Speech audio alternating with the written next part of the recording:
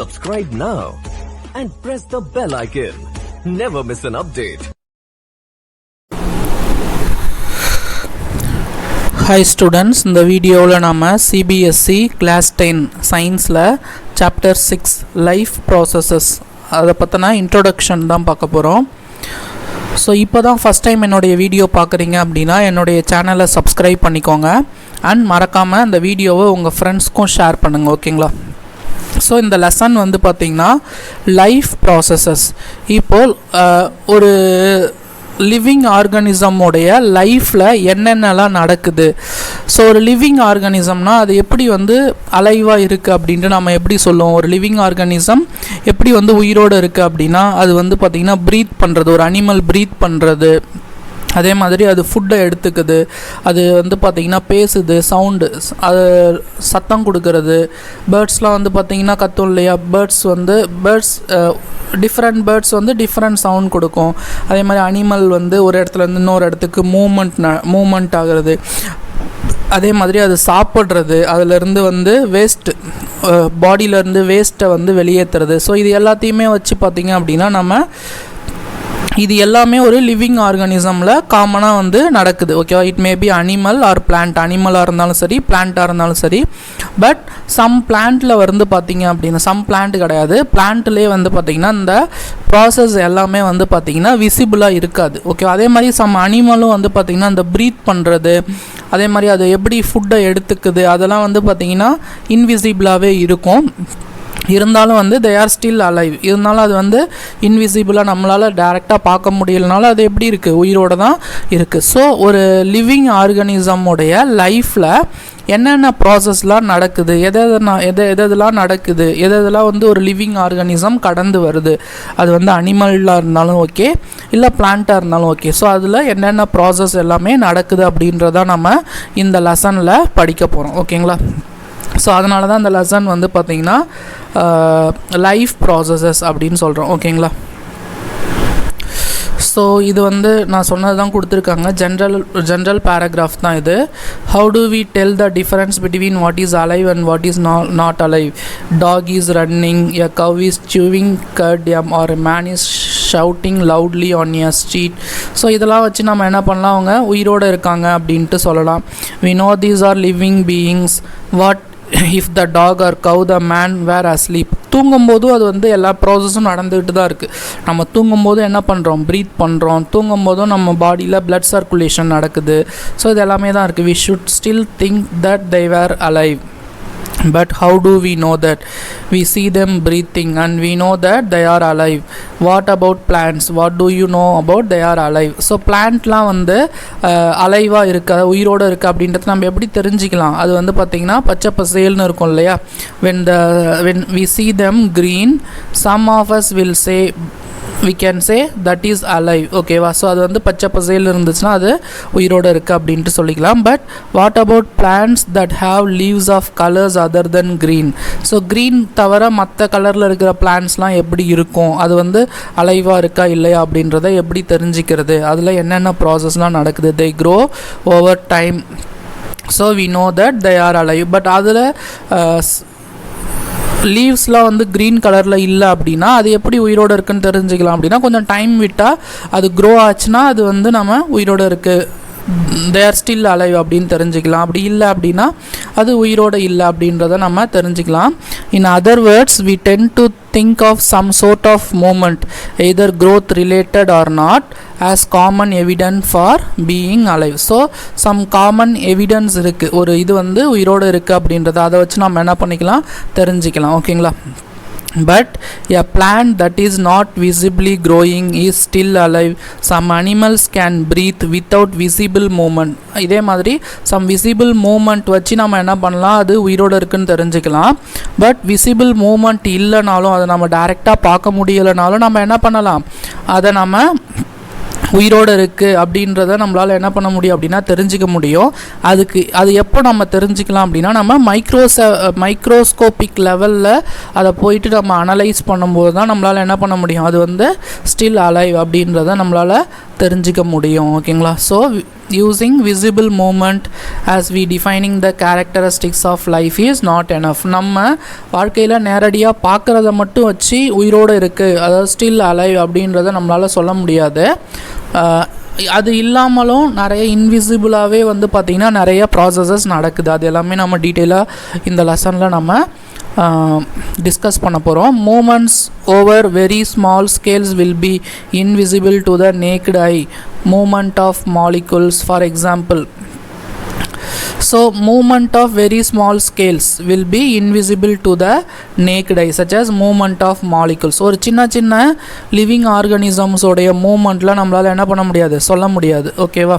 So இதெல்லாம் வந்து பார்த்திங்கன்னா வாழ்க்கைக்கு அவசியமா அப்படின்னு கேட்டால் ஆமாம், கண்டிப்பாக வந்து இதெல்லாம் வந்து நம்ம வாழ்க்கையில் தெரிஞ்சு வச்சுருக்கணும். If we ask this question to the professional biologist they will say yes. நீங்கள் ஒரு பயாலஜிஸ்ட் கிட்ட போனீங்கன்னா தான் வந்து என்ன ஆகுது, அவர் வந்து எஸ் அப்படின்னு சொல்லுவார். ஏன் அப்படின்னா, ஒரு வைரஸ் இருக்குது அப்படின்னா அது எவ்வளோ ஸ்மால் ஆர்கானிசம், அது நீங்கள் தனியாக இருந்தீங்க அப்படின்னா, தனியாக இருந்துச்சு அப்படின்னா அது ஆக்சுவலாக வந்து அது க்ரோ ஆகாது. அது இன்னொரு பர்சனுடைய செல் உள்ள போயிட்டு அது எவ்வளோ ஒர்க் பண்ணுது, அது எப்படி க்ரோத் ஆகுது, இது எல்லாமே வந்து நம்ம மைக்ரோஸ்கோபிக் லெவலில் போனால் தான் நம்மளால் என்ன பண்ண முடியும் அப்படின்னா ஐடென்டிஃபை பண்ணிக்க முடியும். In fact virus do not show any molecular movement in them until they infect some cell. Virus வந்து தனியாக இருக்கும்போது அதில் வந்து எந்தவித ஒரு மூமெண்ட்டுமே நடக்காது, அது வந்து ஐடியலாக தான் இருக்கும். அது இன்னொரு செல் உள்ள இன்னொரு அனிமல்ஸ் உள்ள போயிட்டு அது செல் உள்ள போயிட்டு அது வந்து பார்த்திங்கன்னா க்ரோ ஆகும்போது தான் அது என்ன பண்ணுது, ஏதோ ஒரு ஒர்க்கை பண்ணுது. அது அதை தன்னையே என்ன பண்ணிக்குது, க்ரோ பண்ணிக்குது. அதே மாதிரி அனிமல் செல்லில் இருக்கிற எனர்ஜியெல்லாம் அது எடுக்குது. ஸோ இதெல்லாம் நம்ம டீட்டெயிலாக டிஸ்கஸ் பண்ணலாம். That partly while there is a controversy between whether they are truly alive or not. So இங்கே பாருங்கள், why are the molecular movements needed for the life. So molecular மூமெண்ட்டுடைய அவசியம் என்ன லைஃப்பில் அப்படின்னா, we have seen in earlier classes living organisms are well organized structures. They can have tissues have cells have smaller components in them and so on. அதாவது ஒரு organ இருக்குது அப்படின்னா it is made up of various tissues. ஒரு ஹார்ட்னு இருக்குது அப்படின்னா அதில் நிறைய tissues சேர்ந்தது தான் ஹார்ட்ஸ். அந்த டிஷ்யூ உள்ள நிறைய செல்ஸ் இருக்கும், செல் உள்ள நிறைய செல் ஆர்கனல்ஸ் இருக்கும். ஸோ இது எல்லாம் சேர்ந்து தான் ஒரு ஸ்ட்ரக்சர் ஃபார்ம் ஆகுது. அதுக்குன்னு ஒரு definite structure, definite shape, definite function இருக்குது. ஓகேவா? ஸோ அதை பற்றி தான் நம்ம டீட்டெயிலாக இந்த லெசனில் டிஸ்கஸ் பண்ணலாம். So what are life processes. So life ப்ராசஸஸ்னால் என்ன, அதுதான் வந்து பார்த்திங்கன்னா இந்த லெசனில் நம்ம டிஸ்கஸ் பண்ண போகிறோம். All living things perform certain life processes like growth, excretion, respiration, circulation. So எல்லா லிவிங் ஆர்கானிசம்க்குமே வந்து பார்த்திங்கன்னா ஒரு சில லைஃப் ப்ராசஸஸ் இருக்குது. All the processes like respiration, digestion, which together keep the living organism alive, perform the job of body maintenance, are called life processes. ஆக்சுவலாக நம்ம உடம்புல இருக்கிற ஒவ்வொரு செல்லும் என்ன ஆகுது அப்படின்னா தன்னை டெய்லி வந்து அப்கிரேட் பண்ணிக்கிட்டே இருக்குது. அது நம்ம சாப்பிட்ற சாப்பாட்டில் இருந்தும் இல்லை நம்ம ப்ரீத் பண்ணுற ஏர்லேருந்து என்ன பண்ணுது, எனர்ஜியை எடுத்துக்கிட்டு அது வந்து தன்னைத்தானே மெயின்டைன் பண்ணிக்குது, தன்னைத்தானே அப்டேட் பண்ணிக்குது, தன்னைத்தானே க்ரோ பண்ணிக்குது. ஸோ அதில் வந்து ஒவ்வொரு செல்லுலேயுமே வந்து இந்த ரெஸ்பிரேஷன் நடக்குது, டைஜஷன் நடக்குது. ஸோ அது வந்து இதை எல்லாத்தையுமே சேர்ந்து தான் நம்ம என்ன சொல்கிறோம் அப்படின்னா லைஃப் ப்ராசஸஸ் அப்படின்னு சொல்கிறோம். இது வந்து நாட் ஒன்லி இன் அனிமல்ஸ், பிளான்ட்ஸில் கூட இது எல்லா ப்ராசஸுமே என்ன ஆகுது, நடக்குது. ஓகேவா? ஸோ இதை பற்றி நம்ம டீட்டெயிலாக படிக்கலாம். The maintenance functions of living organism must go on when they are not doing anything particular. Even when we are just sitting in the class, even we are just asleep, the maintenance job has to go on. So the maintenance function வந்து பார்த்தீங்க அப்படின்னா கண்டினியூஸாக என்ன ஆகுது அப்படின்னா நடந்துக்கிட்டே இருக்குது. நம்ம வந்து ஃப்ரீயாக உட்காந்துருந்தாலும் சரி, இல்லை தூங்கிட்டு இருந்தாலும் சரி, அந்த ஒவ்வொரு செல்லும் வந்து தன்னைத்தானே மெயின்டைன் பண்ணிக்கிறது, அப்டேட் பண்ணிக்கிறது, அதாவது வேஸ்ட்டெல்லாம் டிஸ்போஸ் பண்ணுறது, இது எல்லாமே நடந்துக்கிட்டே இருக்குது. ஸோ இதை தான் வந்து பார்த்திங்க அப்படின்னா நம்ம லைஃப் ப்ராசஸ் அப்படின்னு சொல்கிறோம். ஸோ ஃபஸ்ட்டு பாருங்கள், these maintenance process are needed to prevent damage, breakdown, energy is needed for them. So ஒரு செல் வந்து பார்த்திங்கன்னா அதை டேமேஜ்லேருந்து தவிர்க்கணும், அதே மாதிரி அது பிரேக் டவுன் ஆகாமல் இருக்கணும் அப்படின்னா அதுக்கு என்ன தேவை? எனர்ஜி தேவை. இப்போ நம்ம செல்ஸ் எல்லாம் சேர்ந்து தான் ஒரு ஆர்கன் ஃபார்ம் ஆகுது, ஆர்கன்லாம் சேர்ந்து தான் பாடி ஃபார்ம் ஆகுது. ஸோ அப்போ அந்த பாடி வந்து நல்லா ஃபங்க்ஷன் ஆகணும் அப்படின்னா we need energy from outside. நம்ம வெளியிலேருந்து நம்ம என்ன பண்ணுறோம்? எனர்ஜியை எடுக்கிறோம் in the form of food. This energy comes from outside the body to the individual organism. So there must be process of transfer a source of energy from outside to the body of the organism. So வெளியில இருந்து energy வந்து நமக்கு என்ன ஆகுது? உள்ள transfer ஆகுது, which we called food. அந்த transfer ஆகிறதா வந்து நம்ம ஃபுட் அப்படின்னு சொல்கிறோம். அதை வெளியிலேருந்து நம்ம என்ன எடுத்துக்கிறோம்? அவுட் சைட்லேருந்து அது நம்ம ஃபுட் எடுத்துக்கிறோம் இல்லையா? To the inside a process what we call it as nutrition. அதாவது நம்ம பாடியில் இருக்கிற ஒவ்வொரு மாலிகுல்ஸும் ஃபங்க்ஷன் ஆகிறதுக்கு தேவையான எனர்ஜியை நம்ம வெளியிலேருந்து எடுத்துக்கிறோம் இல்லையா? இந்த ஃபார்ம் ஆஃப் ஃபுட்டோடைய ஃபார்மில் நம்ம எடுத்துக்கிறோம் இல்லையா? அதுதான் வந்து பார்த்திங்கன்னா நியூட்ரிஷன் அப்படின்னு சொல்லுவாங்க. நியூட்ரிஷன்னா it is energy giving substance. நியூட்ரிஷன்னா நம்ம பாடி ஃபங்க்ஷன் ஆகிறதுக்கு தேவையான எனர்ஜி கிவிங் சப்ஸ்டன்ஸ். ஓகேவா? ஸோ இது வந்து பார்த்திங்க அப்படின்னா ஒரு சில லிவிங் ஆர்கானிசம் அதுக்கு தேவையான எனர்ஜி அது என்ன பண்ணுது அப்படின்னா சாயிலிருந்து, சன்லைட்லேருந்து, அதில் இருக்கிற குளோரோஃபில் கிட்டேருந்து எடுத்து அதுவே என்ன பண்ணிக்குது? அதுக்கு தேவையான எனர்ஜியை மேட் பண்ணிக்குது. ஒரு சில லிவிங் ஆர்கானிசம் இன்னொரு லிவிங் ஆர்கானிசம்ஸை டிபெண்ட் பண்ணி இருக்குது. ஸோ நியூட்ரிஷியனுக்கு வந்து பார்த்திங்கன்னா செல்ஃபாக மேட் பண்ணிக்கிற லிவிங் ஆர்கானிசம்ஸும் இருக்குது. நியூட்ரிஷனுக்கு மற்ற லிவிங் ஆர்கானிசமை சார்ந்து இருக்கிற லிவிங் ஆர்கானிசம்ஸும் இருக்குது. ஓகேவா? If the body size of the organism is to grow, additional raw material will also need from outside. இப்போது நம்ம வளரணும் அப்படின்னா கண்டிப்பாக நம்ம என்ன பண்ணணும்? 3 வேளையும் சாப்பிட்டு தான் ஆகணும். So since life of earth depends on carbon based molecules, most of these foods are also carbon based. So நம்ம இந்த ஏர்த்தில் இருக்கிற மோஸ்ட் ஆஃப் த இது எல்லாமே வந்து பார்த்திங்கன்னா கார்பனை பேஸ் பண்ணி தான் இருக்கும். ஈவன் நம்ம சாப்பிட்ற சாப்பாட்லேயுமே என்ன இருக்குது? கார்பன் பேஸ் பண்ணி தான் நம்ம சாப்பிட்றோம்.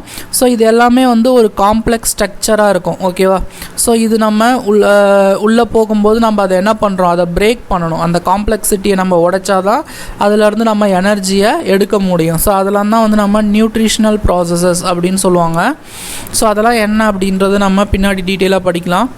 ஸோ இது வந்து நம்ம லைஃப் ப்ராசஸ்னால் என்ன, அந்த நியூட்ரிஷன்னா என்ன, ரெஸ்பிரேஷன்னா என்ன, அதுக்கடுத்தது வந்து பார்த்திங்கன்னா எக்ஸ்க்ரீஷன்னா என்ன, ஸோ அதே மாதிரி டிரான்ஸ்போர்ட்டேஷன்னா என்ன, இதை மட்டும் நம்ம ஜஸ்ட் இன்ட்ரொடக்ஷன் மட்டும்தான் இந்த வீடியோவில் பார்க்க போகிறோம். ஸோ நெக்ஸ்ட் வர வீடியோவிலேருந்து நம்ம டீட்டெயிலாக படிக்கலாம். ஓகேங்களா?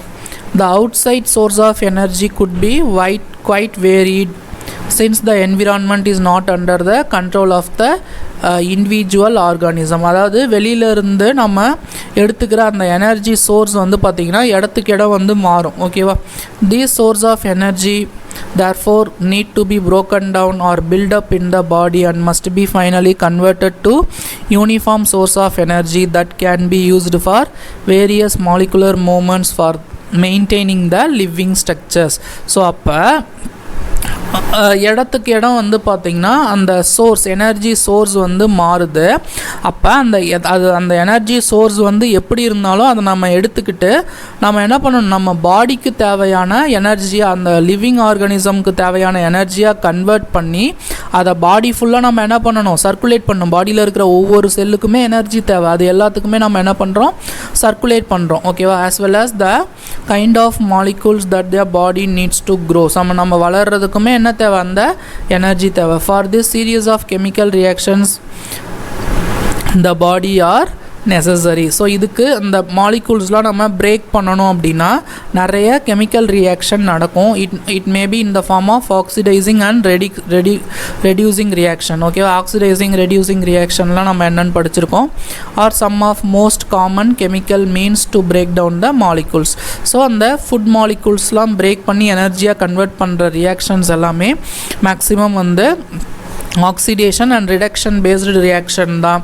ஸோ இதுதான் வந்து for this many organism use oxygen source from outside the body. This process of acquiring oxygen from outside the body and use it to the process breakdown of food sources of cellular needs, what we call it as respiration. அதாவது இந்த ஃபுட்டில் இருக்கிற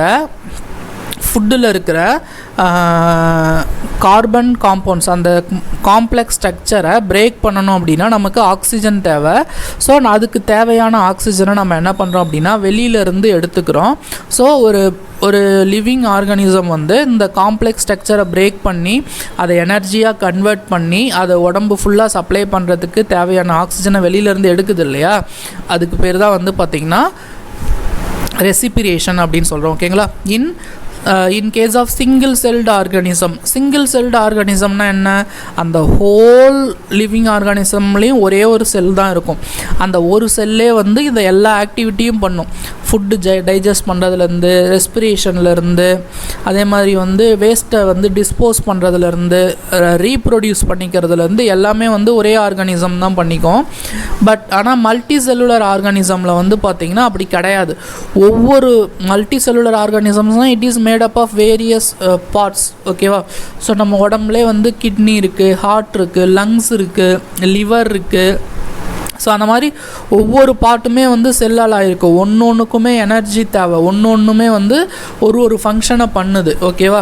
so in case of single celled organism, no specific organ for taking in food, exchange of gases, removal of waste may be needed because the entire surface organism is in contact with the environment. அப்போ அந்த single cell ஆர்கானிசம்னா அந்த ஒரு செல் தான் வந்து environment கூட கான்டாக்டில் இருக்குது. அப்போ அதுக்கு வந்து பார்த்திங்கன்னா ஒன்றுக்கும் ஒரு இது தேவையில்ல. ஓகே. அந்த ஒரே செல்லே வந்து பார்த்திங்கன்னா எல்லா ஒர்க்கையும் பண்ணுது.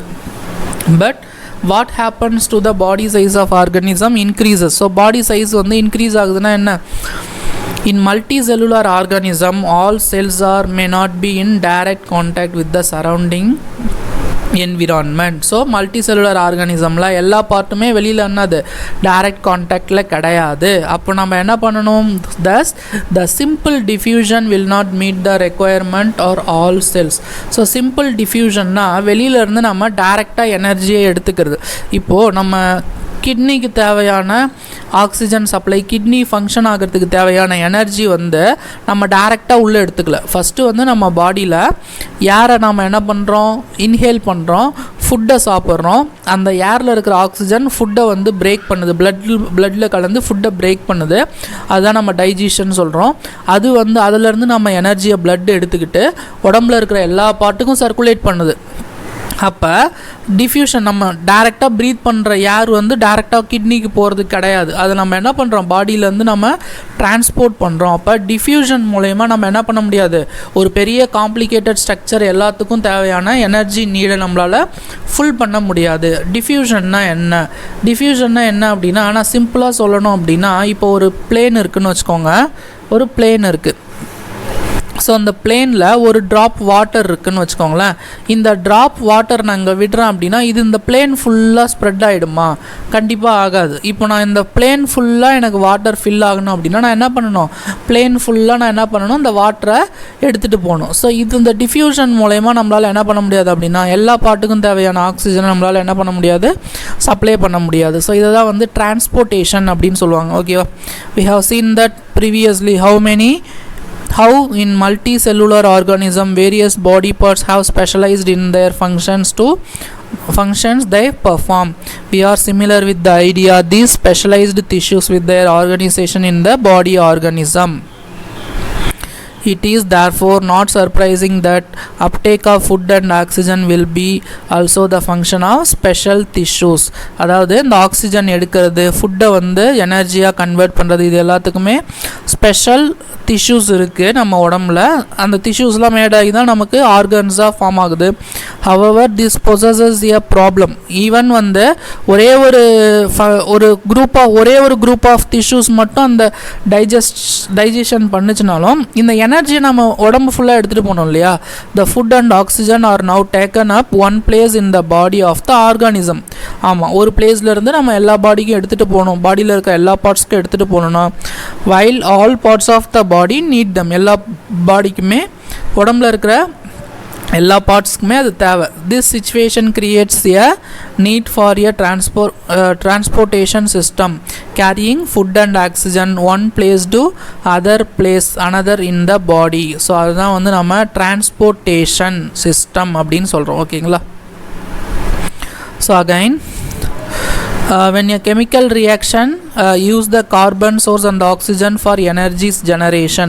ஸோ நம்ம உடம்புல அந்த கார்பனையும் அந்த ஆக்சிஜனையும் யூஸ் பண்ணி தான் நம்ம கார்பன் மாலிகுல்ஸை பிரேக் பண்ணுறதுக்கு தான் நம்ம ப்ரீத் பண்ணி ஆக்சிஜனை இன்ஹேல் பண்ணுறோம். they create by products they are not useless for the cells of the body. So அந்த மாதிரி ரியாக்ஷன் நடக்கும்போது அதில் வந்து பார்த்திங்கன்னா ஒரு சில பை ப்ராடக்ட்ஸ் வெளியில் வருது, அது எல்லாமே useless and they could be even harmful for us. அது வந்து பார்த்திங்கன்னா உடம்புக்கு தேவையில்லாத, அப்போ அதை நம்ம என்ன சொல்லுவோம், வேஸ்ட்டுன்னு சொல்லுவோம். அதை நம்ம என்ன பண்ணணும், எஃபிஷியண்ட்டாக டிஸ்போஸ் பண்ணணும். these waste by products therefore needed to be removed from the body, discarded outside the process called excretion. So இதை நம்ம பாடியிலேருந்து ரிமூவ் பண்ணுற அந்த ப்ராசஸ் தான் வந்து எக்ஸ்க்ரீஷன். ஸோ நம்ம என்னென்ன பார்த்துருக்கோம், நியூட்ரிஷன்னா என்னென்னு படிச்சிருக்கோம், ரெஸ்பிரேஷன்னா என்னென்னு படிச்சிருக்கோம். அடுத்தது வந்து பார்த்திங்க அப்படின்னா டிரான்ஸ்போர்ட்டேஷன். ஓகேவா? டிரான்ஸ்போர்ட்டேஷனுக்கு அடுத்தது எக்ஸ்க்ரீஷன். இது எல்லாமே வந்து பார்த்திங்கன்னா பிளான்ட்ஸ்லேயும் நடக்குது, அனிமல்ஸ்லேயும் நடக்குது. ஸோ இதெல்லாம் எப்படி நடக்குது, எப்படி இதெல்லாம் வந்து how these wonderful things are happened inside a multicellular organism, whether it may be an animal or plant. ஓகேவா? ஸோ ஒரு அனிமலோ இல்லை ஒரு பிளான்ட்டோ ஒரு மல்டி செல்லுலர் ஆர்கானிசமில் இந்த life processes, various life processes எப்படி எல்லாம் நடக்குது அது எல்லாமே வந்து பார்த்திங்கன்னா நம்ம டீட்டெயிலாக அந்த லெசனில் டிஸ்கஸ் பண்ண போகிறோம். ஓகேவா? ஸோ இந்த லெசனில் நம்ம என்னென்னலாம் படிக்க போகிறோம் அப்படின்றத ஒரு ரத்தன சுருக்கமாக இந்த பேஜில் கொடுத்துருக்காங்க. ஓகேவா? ஸோ இங்கே கொஞ்சம் கொஷின்ஸ் கொடுத்துருக்குறாங்க, அது பார்க்கலாம். அதை பார்த்துட்டு இந்த வீடியோ நம்ம முடிச்சிக்கலாம். ஸோ நெக்ஸ்ட் வீடியோவிலேருந்து நம்ம ஒரு டாப்பிக்காக படிக்கலாம். நியூட்ரிஷன், எக்ஸ்க்ரீஷன், டிரான்ஸ்போர்ட்டேஷன், அதெல்லாம் நம்ம அடுத்தடுத்து வர வீடியோவில் பார்க்கலாம். இப்போ ஃபஸ்ட்டு வந்து இந்த வீடியோவிலேருந்து நம்ம இந்த கொஷின்ஸ் பார்த்துட்டு முடிச்சிக்கலாம். ஓகேங்களா?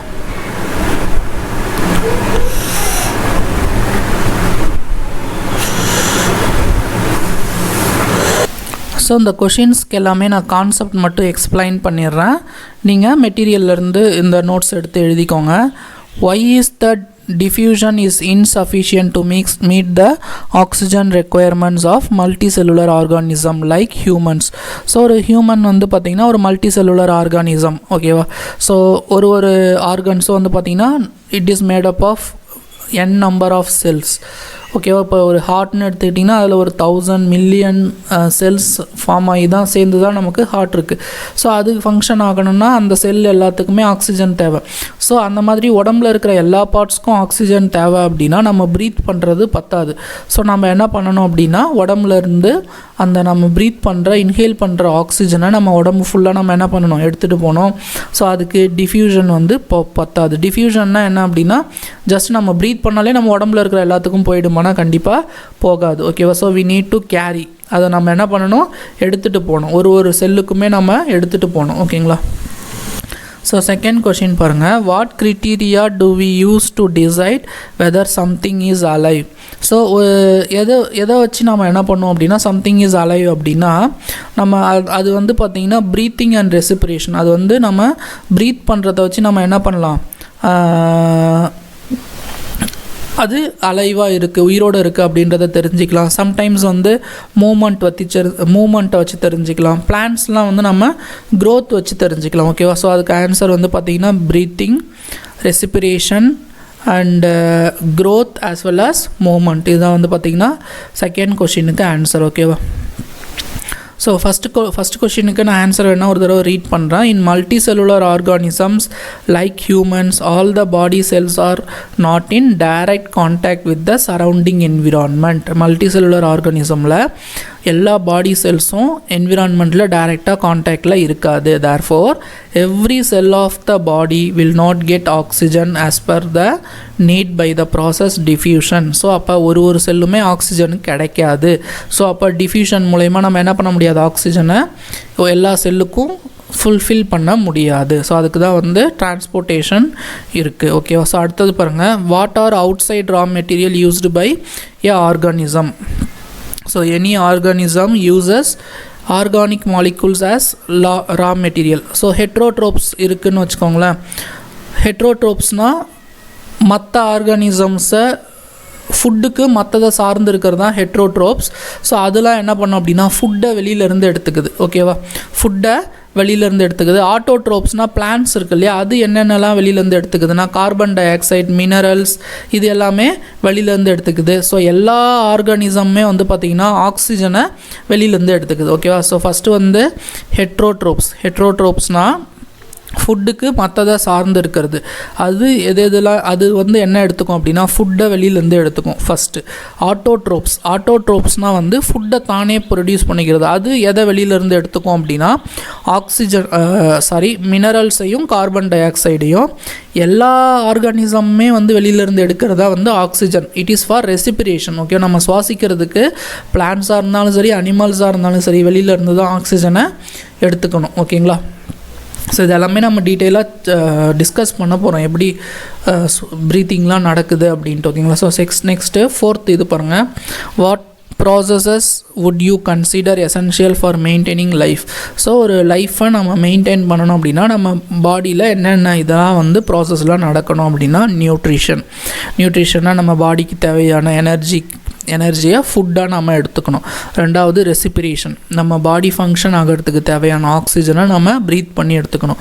டிரான்ஸ்போர்ட்டேஷன், அதாவது நம்ம சாப்பிட்ட ஃபுட்டுலேருந்து எனர்ஜியை நம்ம உடம்புல இருக்கிற எல்லா செல்ஸ்க்கும் டிரான்ஸ்போர்ட் பண்ணணும். எக்ஸ்க்ரீஷன், அந்த ரியாக்ஷனில் வெளியில் வர வேஸ்ட்டை நம்ம எஃபெக்டிவாக டிஸ்போஸ் பண்ணணும். ஸோ இதுதான் வந்து processes we consider essential for maintaining the life. ஓகேவா, ஸோ இதுதான் வந்து பார்த்திங்கன்னா இந்த லைஃப் ப்ராசஸஸ் பற்றின ஒரு இன்ட்ரடக்ஷன் வீடியோ.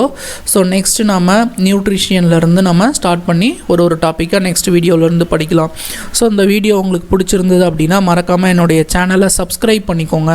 அண்ட் இந்த வீடியோவை உங்கள் ஃப்ரெண்ட்ஸ்க்கும் ஷேர் பண்ணுங்கள். ஏதாச்சும் டவுட் இருந்துச்சுன்னா கமெண்ட் பண்ணுங்கள். ஓகேங்களா, தேங்க்யூ ஸ்டூடெண்ட்ஸ்.